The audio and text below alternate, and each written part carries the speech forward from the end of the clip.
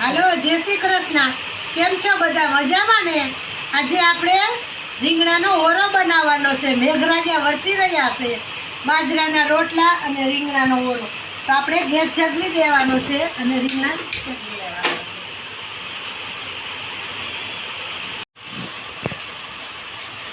હવે આપણે રીંગણ શેકાઈ ગયું છે, ગેસ બંધ કરી દેવાનો છે. હવે એને ખોલીને વઘાર કરવાનો છે. ઘડીક ઠરવા દઈ. હવે આપણે રીંગણાનો ઓરો વઘારવાનો છે. તો તેલ મૂકી દઈ. 5 પાવડા જેટલું તેલ મૂકી દેવાનું છે. કાંદા સુધારાઈ ગયા છે, ટમેટા સુધારાઈ ગયા છે, લસણ ફોલાઈ ગયું છે.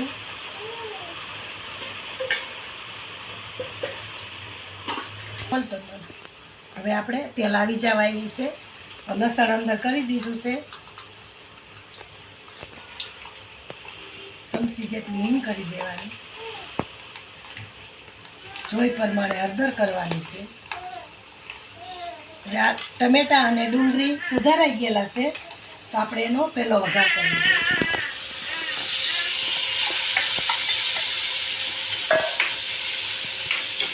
જોઈ પ્રમાણે મીઠું કરી દેવાનું.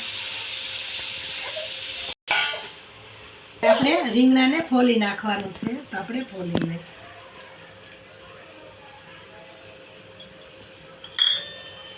ફોલાઈ ગયું છે, તો એને બધું કરી નાખવાનું છે. એકદમ ઝીણું મીઠું કાઢી નાખી.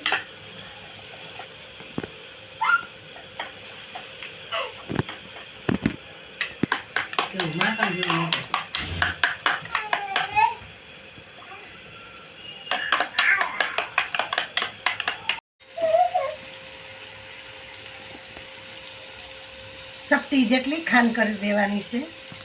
ટમેટા અને કાંદા છે ને એટલે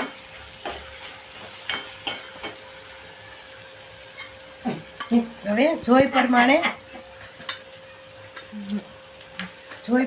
ચટણી કરી દેવાની. 2 ચમચી જેટલી, 1 ચમચી જેટલું ધાણા જીરું કરી દેવાનું છે. હવે એને હળવે હલાવી નાખવાનું. એકદમ હળહળી ગયું છે શાક.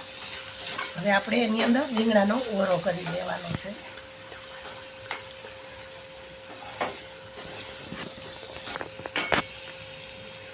હવે આપણે રીંગણાનો ઓરો અંદર કરી દીધો છે. હવે એને ઘડીક આપણે હળહળવા દેવાનું છે.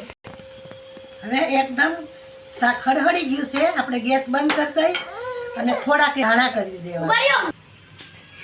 હાલો, આપણે રીંગણાનો ઓરો, પંજાબી આથણું અને રોટલો તૈયાર છે. જો તમને ગમે તો લાઈક કરો, શેર કરો અને સબસ્ક્રાઇબ કરો.